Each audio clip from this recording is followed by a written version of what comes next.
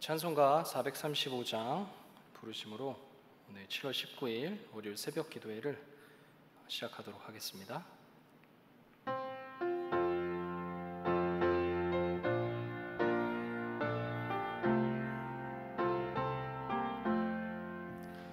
나의 영원하신 기여 생명보다 귀하다. 나의 갈 길 다가도록 나와 동행하소서. 주께로 가까이 주께로 가오니 나의 갈 길 다가도록 나와 동행하소서. 세상 그 귀한 일함과 모든 명예 버리고 험한 길을 가는 동안 나와 동행하소서. 주께로 가까이 주께로 가오니 나의 갈 길 다가도록 나와 동행하소서. 어두운 골짝 지나가며 험한 바다 건너서 천국 문에 이르도록 나와 동행하소서. 주께로 가까이 주께로 가오니 나의 갈 길 다가도록 나와 동행하소서.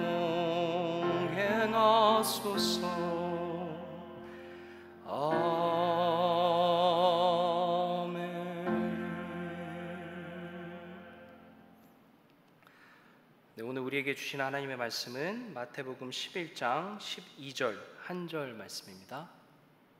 오늘 하나님께서 우리에게 주신 말씀은 마태복음 11장 12절 한 절 말씀입니다. 제가 가진 성경으로 신약성경 16페이지에 있습니다. 다 찾으신 줄 알고 제가 하나님의 말씀을 봉독하도록 하겠습니다. 하나님 말씀에 귀 기울여 주시기 바랍니다. 세례 요한의 때부터 지금까지 천국은 침노를 당하나니 침노하는 자는 빼앗느니라. 아멘. 이것은 하나님의 말씀입니다. 오늘 하나님께서 우리 모두에게 이 말씀으로 큰 은혜 주시기를 주님의 이름으로 다시 한번 소망해 봅니다. 이 새벽 하나님의 은혜를 사모하면서 각자 자리에서 기도하기 위해서 함께 모이신 모든 성도님들께 주님의 이름으로 평안을 축복을 빕니다. 하나님께서 오늘 우리에게 이 새벽 가운데 큰 은혜 주시기를 다시 한번 간절히 바라봅니다. 하나님을 섬기는 하나님의 백성으로서 살아가는 것에 있어서 중요하다고 여겨지는 아주 중요한 가치 있는 덕목 중 하나가 바로 열심입니다. 열심을 품고 신앙생활하는 것, 열심을 품고 하나님을 섬기는 것 매우 중요하죠. 그리고 매우 소중한 가치고 아주 귀한 자세죠. 그리고 하나님께서도 성경을 통해서 각각의 본문들을 통해서 우리에게 그런 것들을 또 요청하시고 또 말씀해 주시고 있는 것을 분명하게 우리가 또 찾아볼 수 있는 것 같습니다. 그런데 우리가 한 가지 더 깊이 있게 한 걸음 더 생각해 보기를 원하는 바는 바로 그렇게 중요하고 가치 있고 소중한 덕목인 그 열심이 우리의 신앙생활에 매우 큰 위험 요소, 장애물, 독소가 될 수도 있다는 것입니다. 왜일까요? 성경이 바로 우리에게 여기에 답을 주는 것 같습니다. 특히 구약 성경의 흐름, 구약 성경의 많은 본문들을 가만히 살펴보면 그 열심은 이스라엘 백성들이 냈었던 그 열심은 대부분 일상의 열매 없는 종교적 열심으로만 귀결됐기 때문입니다. 우리가 본문들을 통해서 너무 많이 찾아볼 수 있죠. 특히 선지서, 예언서라고 하죠. 너무 많은 본문들이 있죠. 다시 한번 상기시켜 본다면 이스라엘 백성들이 시내산에서 하나님과 언약을 맺고 하나님이 하나님을 섬기기 위해서 하나님을 만나기 위한 그 장소이자 하나님이 만나주시는 거룩하고 귀한 처소로 성막을 만들라고 명령해 주시고 성막을 만들고 하나님을 어떻게 만나는지 제사를 가르쳐 줍니다. 내가 성막에서 제사를 통해서 너희를 만나주겠다 라고 얘기해 주시죠. 그래서 시내산에서 본다면 출애굽기에서 성막이 완성되고 성막 생활이 시작되기 전에는 하나님이 시내산에서 말씀해 주세요. 그런데 레위기로 넘어간다면 하나님이 시내산에서가 아니라 어디에서 말씀하시죠? 바로 회막에서 말씀합니다. 성막에서 말씀해 주세요. 아주 중요한 부분이죠. 하나님이 성막을 그리고 제사를 주신 뒤에는 하나님이 원할 때마다, 너희들이 원할 때마다, 너희들이 나를 만나고 싶을 때마다 이 성막에서 내가 너희를 만나주겠다 라고 소중한 만남의 장소 그리고 만남의 통로로 제사와 성막을 주신 거였죠. 그리고 그리고 제사가 중요한 거는 그저 하나님을 만나는 그저 단순한 도구로만 사용되는 것이 아니라 하나님의 언약을 기억하고 그 언약을 지키지 못했을 때, 생각나지 못했을 때 다시 한번 언약을 기억하고 언약 공동체의 삶의 열매를 회복해라, 언약을 갱신해라 라는 차원으로 제사를 줬던 거죠. 그런데 이스라엘 백성들은 어떻게 했죠? 넘치는 제사를 드리고 열심을 품어서 성전을 찾아오고 예배에 열심을 품었지만 그 예배의 순간에만 느껴지는 포만감, 내가 드린 제사의 향이 하나님께 올라가는 걸 직접적으로 봤죠. 이 향을 하나님께서 흠향해 주신다라고 말씀해 주시죠. 그걸 가시적으로 보았으니 얼마나 그 포만감이 얼마나 컸겠어요. 그렇죠. 내가 드린 제사가 하나님 앞에 와 진짜 올라가네, 하나님 나 만나 주시는 거구나, 그런 생각이 들었겠죠.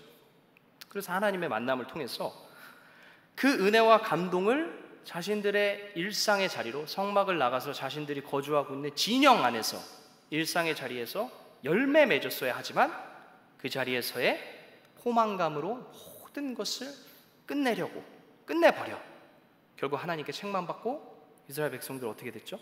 멸망받았죠.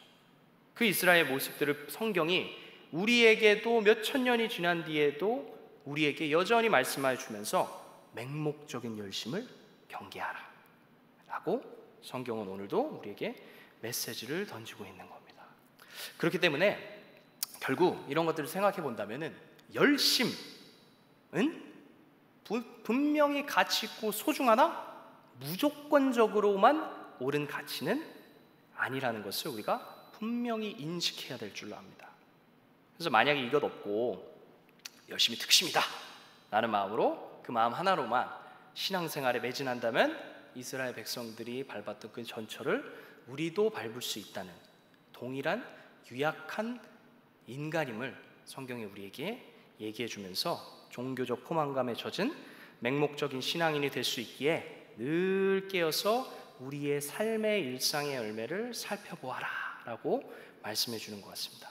그래서 이러한 이 흐름 속에서 우리네 교회 안에서 지금껏 우리의 종교적 경쟁심 혹은 맹목적 열심을 촉발시켜 왔었던 대표적인 성경 본문을 오늘 이 시간 우리 성도님들과 함께 잠시 찾아보고, 과연 정말 이 본문이 우리에게 너희도 종교적 열심을 내라, 열심만이 능력이다라는 말을 정말 하고 있는 게 맞는가?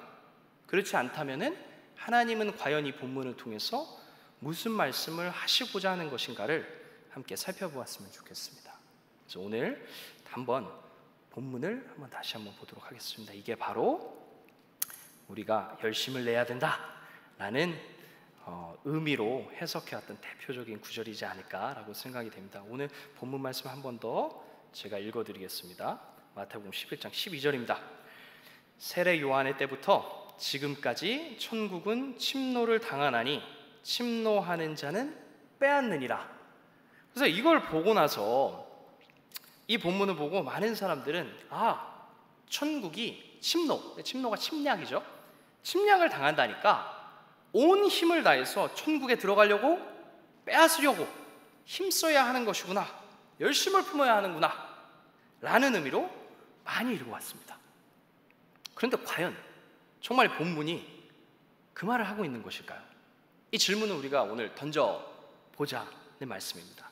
물론 이 본문과 비슷한 평행 본문이 누가복음에도 있죠. 누가복음은 조금 다르게 읽을 수도 있어요. 그런데 오늘 우리가 본문으로 삼은 마태복음의 본문에만 한번 초점을 맞춰보도록 하겠습니다. 그래서 과연 정말 이 본문이 그 의미가 맞는지를 본문을 다른 번역본으로 한번 보겠습니다. 자, 먼저 현대인의 성경 번역본입니다. 제가 읽어드리겠습니다. 세례 요한의 때부터 지금까지 하늘나라는, 천국이죠, 하늘들의 나라, 하늘나라는 침략을 당하고 있다. 그리고 침략하는 사람이 그 나라를 빼앗는다 라고 이야기합니다. 전사님, 이거 보면은 그게 그 말 아닌가요? 비슷한 뉘앙스인 것 같죠? 자, 그렇다면 성경이 쓰여졌던 헬라어 원문을 한번 보겠습니다 라고 하면은 이 새벽에 우리 모두를 다시 한번 피로와 좌절로 이끌 것이기에 저를 포함해서, 그렇지 않고 원문을 가장 잘 직역한 권위 있는 성경 번역본으로 인정받는 영어 성경을 한국말로 직역해서 한번 보도록 하겠습니다. NRSV, RSV라는 버전인데요. 화면 한번 보시고 제가 읽어드리도록 하겠습니다. 영어를 직역한 겁니다, 한국말로. 자, 귀 기울여 한번 들려주시기 바랍니다. 세례 요한의 때부터 지금까지 하늘의 왕국은 폭력으로 고통을 당하며 폭력적인 사람들이 힘으로 이를 차지한다 라고 이야기합니다. 다시 한번, 세례 요한의 때부터 지금까지 하늘의 왕국은 침노당하고 있다라고 안 하고 뭐라고 하죠? 폭력으로 고통을 당하고 있다. 그리고 폭력적인 사람들이 힘으로 이를 차지한다 라고 이야기합니다. 근데 실제로 성경에 쓰여진 그 그리스어 원문도 동일하게 얘기하고 있습니다. 자, 뭐라고 말하고 있는 건가요? 천국이, 하늘의 왕국이 폭력을 당하고 있다. 폭력으로 고통을 당하고 있다. 그리고 그렇게 폭력을 행사하고 있는 사람들이 천국을 차지하고 있다는 말입니다. 바로 이게 오늘 본문이 말하고자 하는 바입니다. 이 본문의 배경이 과연 뭘까요? 예수님이 갑자기 뜬금없이 이 이야기를 하신 걸까요? 그렇지 않습니다. 우리 성경을 볼 때 우리 성도님들 잘 아시겠지만 가장 중요한 것이 본문이 어떤 맥락 속에서 이 이야기를 하고 있는 것인지가 가장 중요하죠. 그래서 오늘 본문의 맥락을 잠깐 살펴보면은, 본문은 마태복음 11장의 흐름에서 이 12절은 드러납니다. 근데 그 11장의 내용이 어떤 내용이냐면은, 여러분 잘 아시는 세례 요한이 감옥에 갇힙니다. 감옥에 갇혀요. 근데 감옥에 갇혔는데 왜 감옥에 갇혔죠?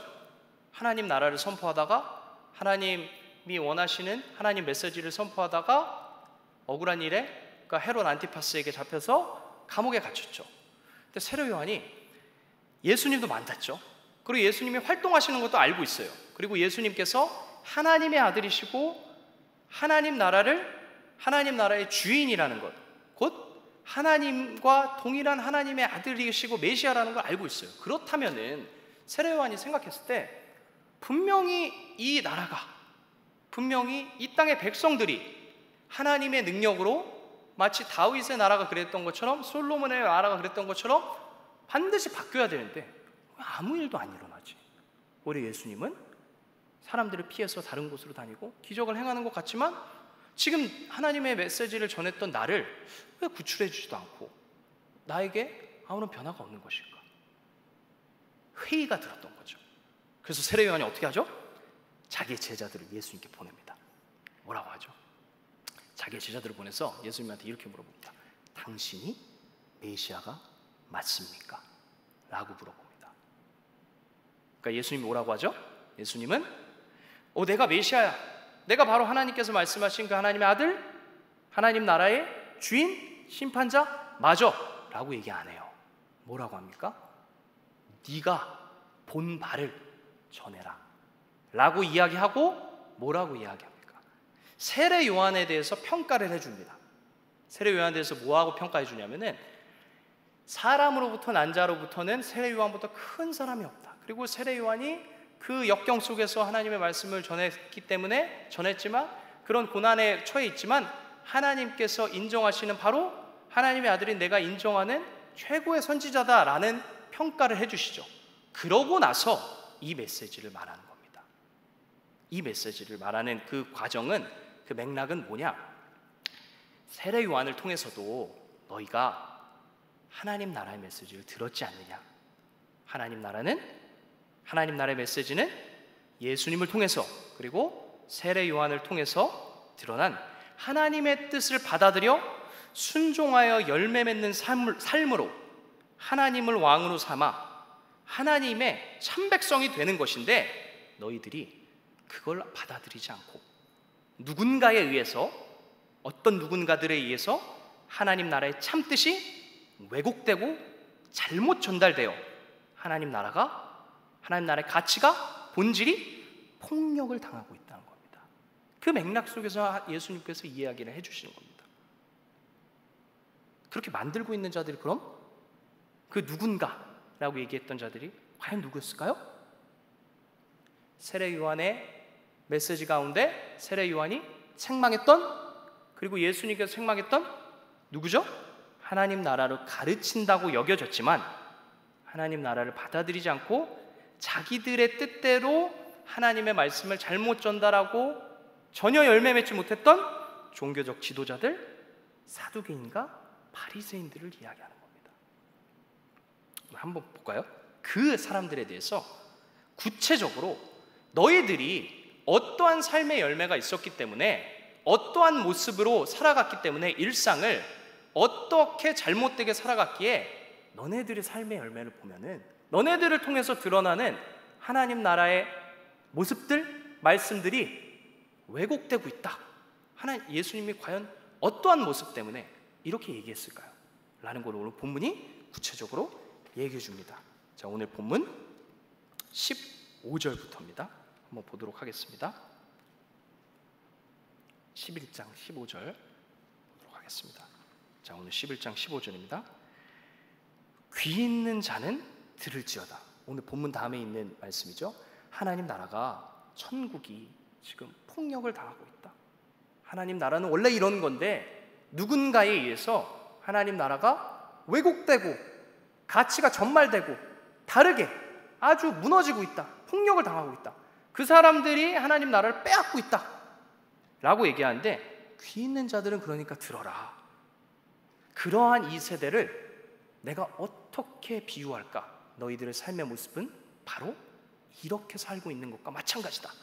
뭐라고 합니까? 16절, 이 세대를 무엇으로 비유할까? 비유하건대 아이들이 장터에 앉아 제 동물을 불러 이르되, 우리가 너희를 향하여 피리를 불어도 너희가 춤추지 않고, 우리가 슬피 울어도 너희가 가슴을 치지 아니하였다 함과 같도다. 뭐죠? 쉽게 말해서 피리를 불고 춤춘다는 것은 기쁜 일이 있다는 거죠. 누군가에게 기쁜 일이 있고 좋은 일이 있다면 함께 기뻐하고 떡을 떼고 살아야 되는데, 이 사람들 어떻게 했다는 거죠? 춤추지 않았다는 거예요. 배합했다는 거죠. 질투했다는 거죠. 자기들의 성공과 자기들의 삶의 안위, 자기들의 번영만 생각하는 사람들이었다는 거예요. 바리새인과 서기관들, 하나님 나라를 뒤집어 놓고 하나님 나라의 가치를 왜곡하고 하나님 나라를 잘못 전하고 있었던 사람들의 삶의 단면이 바로 이러했다는 겁니다. 또 두 번째 뭐죠?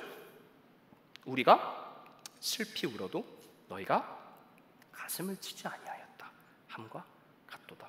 슬피 우는 사람들은 어떠한 환경에 처한 거죠? 고난이 있는 겁니다. 특히 이스라엘 백성들, 성경의 문맥 속에서 나오는 고난들은 대부분 경제적 고난이에요. 경제적으로 수탈당하고 가난한 자들이 착취당하고 권력으로부터 착취당했던 그렇기 때문에 힘든 상황에 처해졌었던 그 고난, 이 산으로 봤을 때 어떻게 했냐?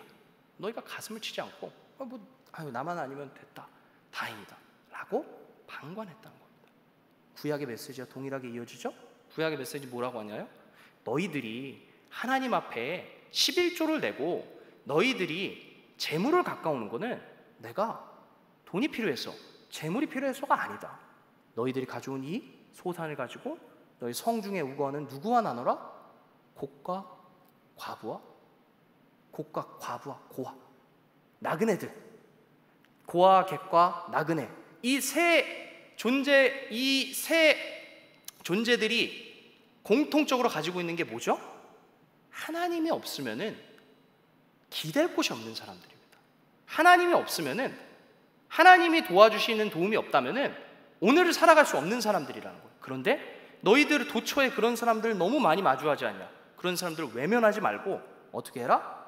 너희들이 이집트에서, 애굽에서 나그네가 되었던 걸 기억하고 그 사람들을 돕고 너희가 가진 것들을 함께 나누어라. 그 레위기에서 뭐라고 얘기하죠? 레위기 19장에서 거룩에 대해서 이야기합니다. 거룩은 그저 뭔가 신비한 종교적인 체험의 상태, 그게 아니라 거룩은 일상의 구체적인 영역 속에서, 이웃과의 관계 속에서 하나님 나라의 백성들은 이렇게 구별되게 살아가는 것이다라는 구체적 지침을 주는데, 그 거룩의 모습 속에서 거룩의 열매로 나타나는 중요한 것들이 어떤 게 있죠? 너희들이 곡식을 거둘 때 모퉁이의 것들은 남겨두고 가난한 사람들이 먹을 수 있도록 남겨두라. 그게 거룩이다 라고 이야기하는 겁니다. 그러면 다시 말합니다. 이스라엘 백성들, 가난한 사람들, 슬픔을 당한 사람들, 고난을 당한 사람들을 봤을 때 하나님은 구약 성경에서부터, 그리고 예수님도 동일하게 뭐라고 얘기하고 있는 거죠? 너희들이 남일이라고 생각하지 말고 너희의 가진 것을 함께 나누고 예수께서, 하나님께서 너희에게 은총을 베풀어 주신 것을 기억하여 흘러보내는 삶을 살아라 라고 이야기하는 겁니다. 그런데 하나님 나라를 왜곡하는 사람들은 어떠한 삶을 살았다는 거죠? 이 반대의 삶을 살았다. 내일 아니니까 나만 잘 먹고 잘 살면 돼. 그래서 바리새인과 사두개인들 어땠죠? 종교 지도자들이라고 엄청난 권력을 누리고 로마 제국에 함께 협력해서 최고의 권력을 누렸던, 특히 대제사장들은 종교적 권력도 누리고 그 당시에 사법권도 가지고 있었던 자들이죠. 최고의 권력을 누렸던 사람들. 그런데 그 당시에 하나님의 백성들을 가난할지 들고 늘 먹고 사는 게 힘들었던, 내가 도와줄 사람들이 차고 넘쳤던 그런 사람들이었던 겁니다. 예수님께서 이 모습을 보고 뭐라고 하는 겁니다. 너네들의 삶의 모습을 보면, 너네들의 삶의 열매를 보면은 하나님 나라가 없다는 겁니다. 18절에 이렇게 이야기합니다. 계속해서 마태복음 18장입니다. 11장 18절입니다.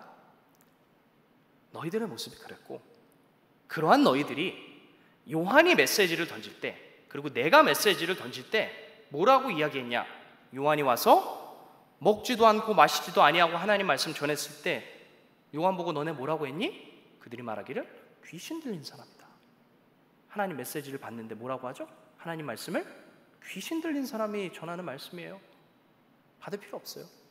그리고 예수님에 대해서는 뭐라고 이야기합니까? 인자는 와서 먹고 마심에 말하기를 보라, 먹기를 탐하고 포도주를 즐기는 사람이요 세리와 죄인의 친구로다 하니.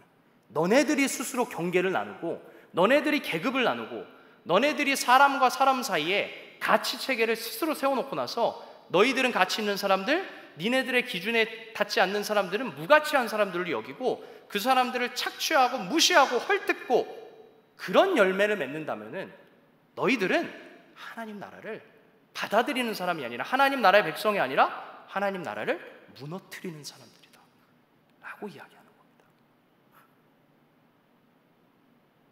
여러분, 이 메시지가 오늘 저에게 그리고 우리 모두에게 주는 말씀인 것 같습니다. 우리는 하나님 나라를 꿈꾸며 하나님 나라의 백성이 되기를 소망하며 오늘도 새벽 이 시간 이 자리에 모였죠. 하나님 말씀대로 하나님의 백성이 되고 싶습니다라는 마음. 그런데 우리의 삶의 열매는 하나님 나라를 멋지게 본질 그대로 증거하는 삶의 열매입니까? 아니면 하나님 나라를 왜곡시키고 있는 열매입니까? 우리 모두에게 가슴을 치는 메시지를 던져보기 원합니다.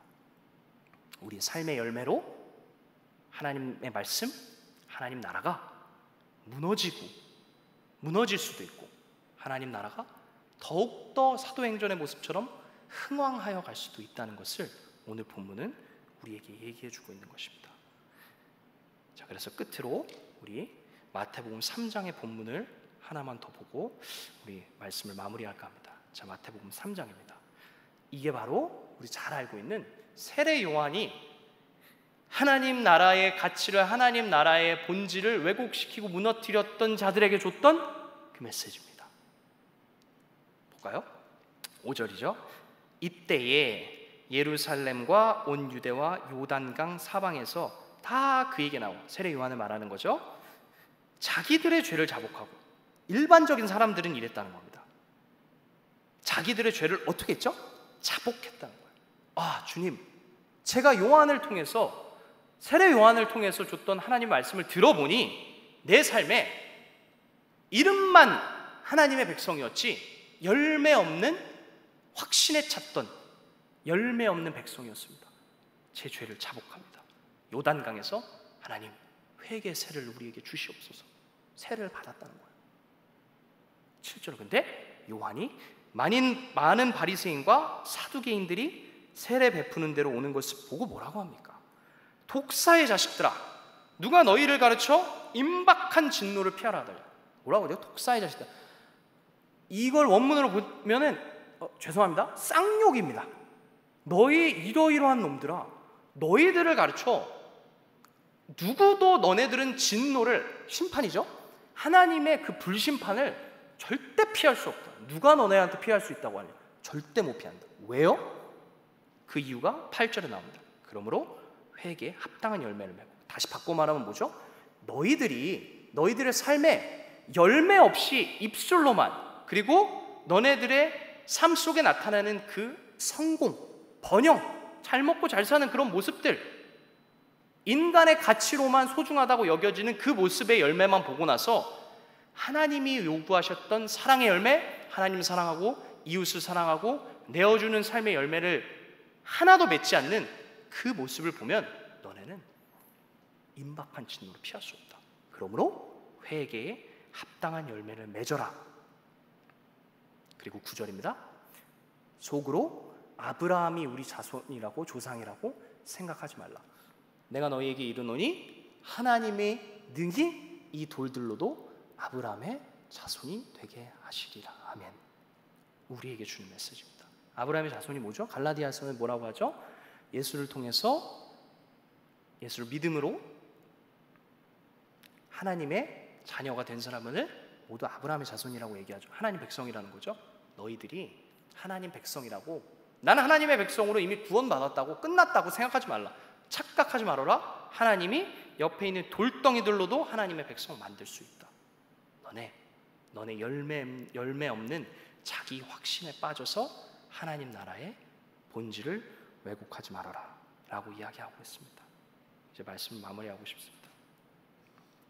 우리 열심을 내는 것 중요하죠. 하나님을 섬기는 열심, 의의 열매를 맺고자 하는 열심 중요합니다. 그러나 우리가 그저 예배 자리에 나오고 우리가 매일 기도하고 하나님 앞에 헌금을 내고 이러한 종교적 열심에만 매달리게 된다면 우리도 일상의 열매 없는 바리새인과 같은, 사두개인과 같은 모습이 될 수 있는 것이고, 만약 우리의 삶이 그렇다면 우리가 바로 하나님 나라의 백성이 아니라, 하나님 나라를 전하는 증인들이 아니라 하나님 나라를 무너뜨리는 사람들이 될 수도 있다는 겁니다. 안타깝죠? 요즘 미디어를 통해서 아직도 보여지는 것들, 그리고 많은 교회의 열매들을 보면은 저에게 하는 말이죠. 우리 모두에게 하는 말이죠. 교회는 하나님 나라의 하나님 사랑, 이웃 사랑하는 그 삶의 열매를 통해서 생명을 살리는 동산이 되어야 되는데, 지금 우리의 교회는 어떤 것 같죠? 탑이 되어버렸다고 저는 생각합니다.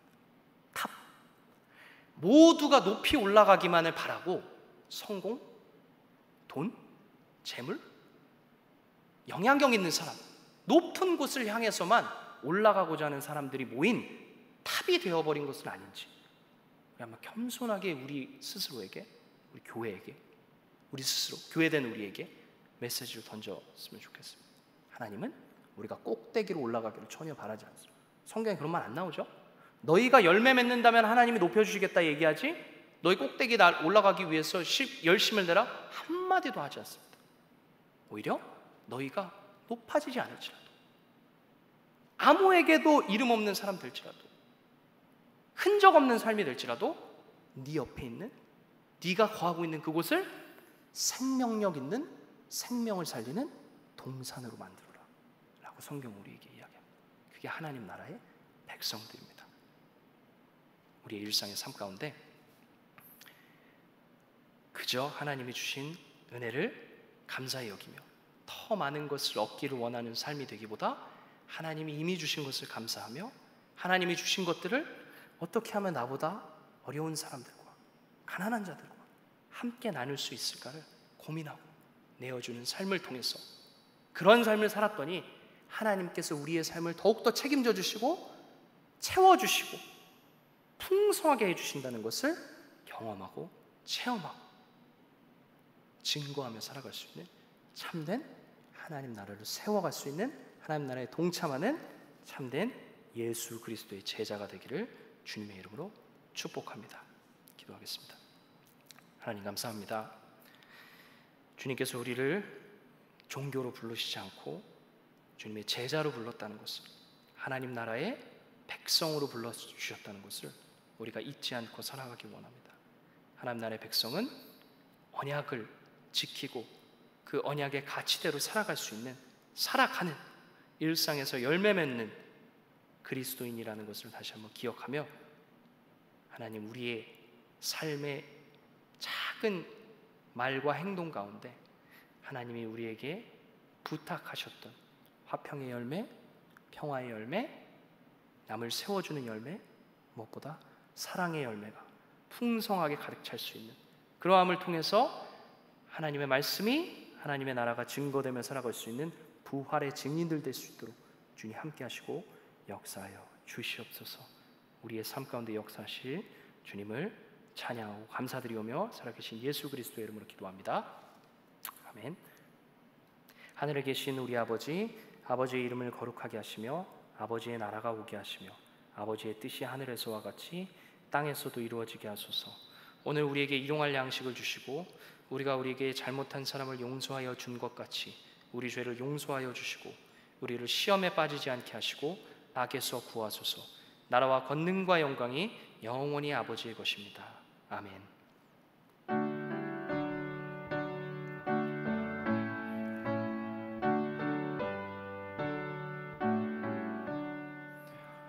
눈을 들어 산을 보니 도움 어디서 오나. 천지 지은 주 하나님 나를 도와주시네.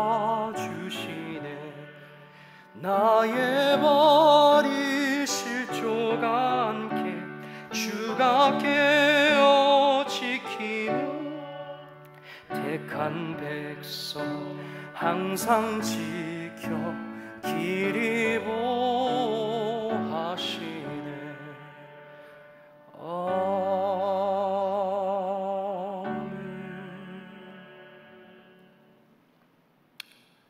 네, 공동의 제목 가지고, 기도 제목 가지고 함께 기도하도록 하겠습니다. 신앙의 이름으로 포장된 내 안에 있는 그런 탐욕들, 그리고 불신앙의 모습들을 볼 수 있는 정직한 눈과, 그리고 이것을 고백하고 극복할 수 있는 힘과 용기를, 참 신앙을 하나님 우리에게 허락하여 주시옵소서 라고 기도했으면 좋겠고요. 두 번째로, 코로나로 인하여서 여러 가지 어려움을 겪고 있는 많은 분들을 위해서 함께 기도하기 원합니다. 오늘 본문처럼 남의 일이라고 생각하는 것이 아니라 어떻게 하면 작은 도움의 실천의 열매를 우리가 맺을 수 있을까를 고민할 수 있는 기도의 제목이 되었으면 좋겠습니다. 그리고 세 번째로 병으로 고통받고 있는 우리 환우들을 위해서 함께 기도했으면 좋겠습니다. 세 가지 위해서 함께 기도하시고 개인의 기도 제목을 가지고 기도하시면 기도하고 기도의 자리로 나아가도록 하겠습니다. 함께 기도하겠습니다. 주님 감사합니다.